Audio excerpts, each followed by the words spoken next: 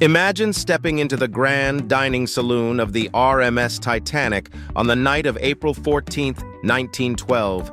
The chandeliers glimmer like frozen stars, the silverware shines with promise, and waiters in crisp tailcoats glide across the room like they're performing a silent ballet.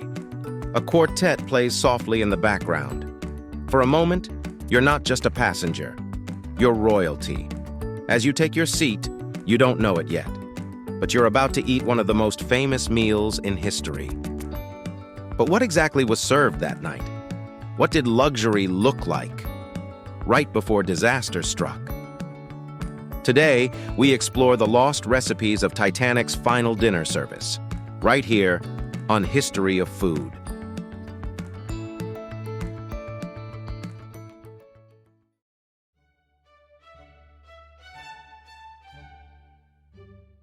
The menu that night was nothing short of breathtaking, a 10-course feast meant to rival the greatest hotels of Europe.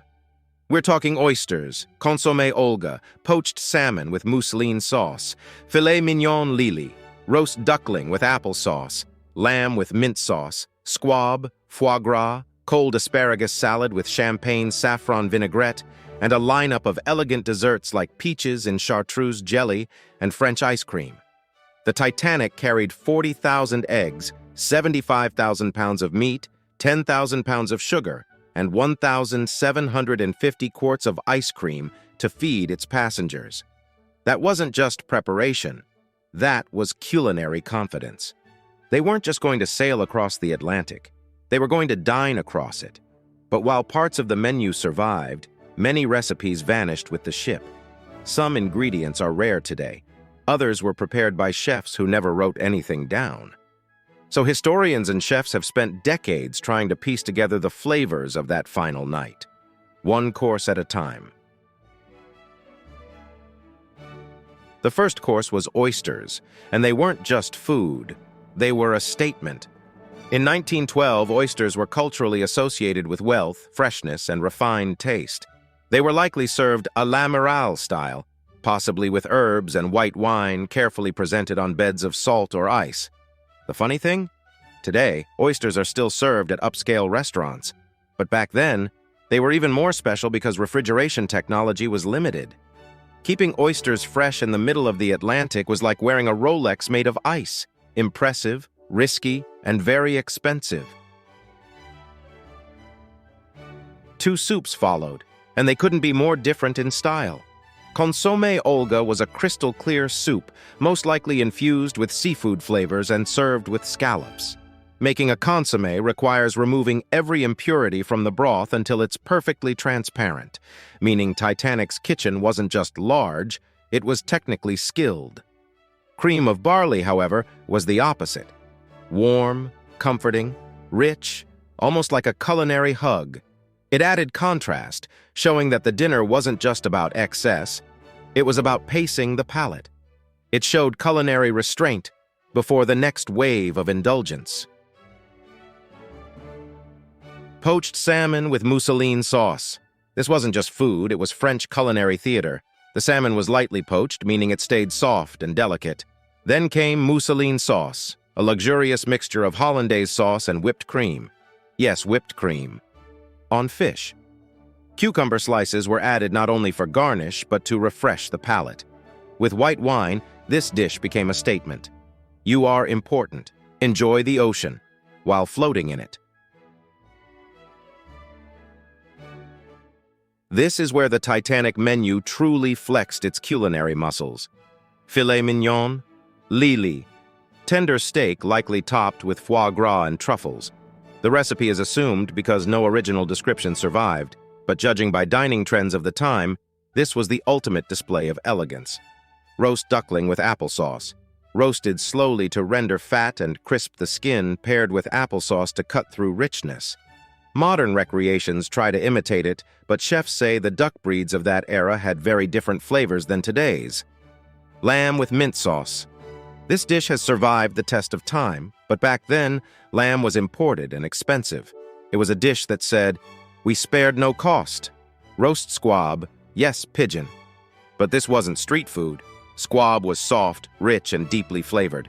It was the kind of dish wealthy Europeans ate in private clubs and luxury hotels. Today, it's nearly vanished from Western menus, making this one of Titanic's most mysterious courses. One thing's for sure, recreating this meal at home would be nearly impossible. Titanic had over 100 kitchen staff preparing nearly 6,000 meals a day, and the a la carte restaurant alone had more than 60 dedicated chefs just for first-class service.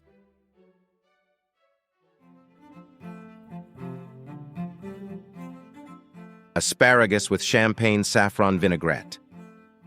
Vegetables weren't just side dishes, they were elegant acts of culinary poetry. The asparagus was served cold with a vinaigrette made from champagne and saffron, two ingredients still associated with wealth today. Saffron remains one of the world's most expensive spices. Champagne vinegar isn't extremely rare now, but producing it would have been costly and time-consuming in 1912. Even the vegetables had prestige. Foie gras and celery. This course often surprises people, just foie gras and celery. But celery wasn't ordinary back then. It was considered fashionable and often served in tall vases on tables. Foie gras, meanwhile, represented classic French opulence. Today, foie gras is controversial and even banned in some countries. So, in a strange twist of history, some parts of the Titanic's menu can't legally be recreated anymore. The dessert finale. A lineup of unforgettable sweets concluded the evening. Waldorf pudding, mysterious, likely similar to custard bread pudding. Peaches in chartreuse jelly. Chartreuse is a rare liqueur made by French monks. Chocolate and vanilla eclairs, classic French patisserie style. French ice cream, richer than typical American versions due to egg yolks. The peaches dish stands out most.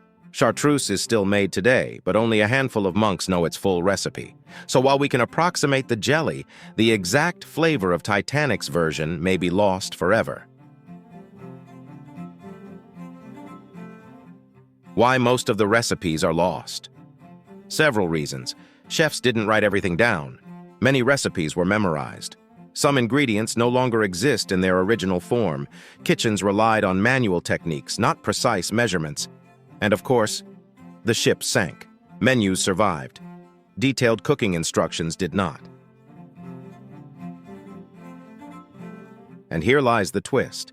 The Titanic sank just hours after this dinner. But the meal outlived the ship. Modern chefs still attempt to recreate it.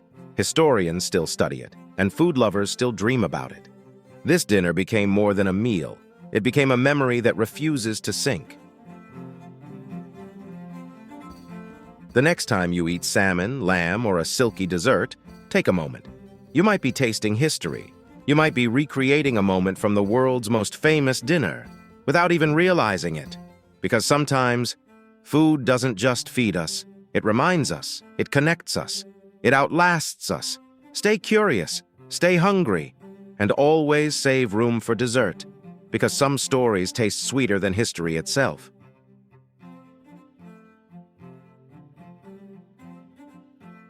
If you enjoyed this video, please check out our other bingeable channels. Thank you for watching. If you have suggestions for our next video, feel free to share them in the comments below. We'll be sure to give you an acknowledgement for your contribution.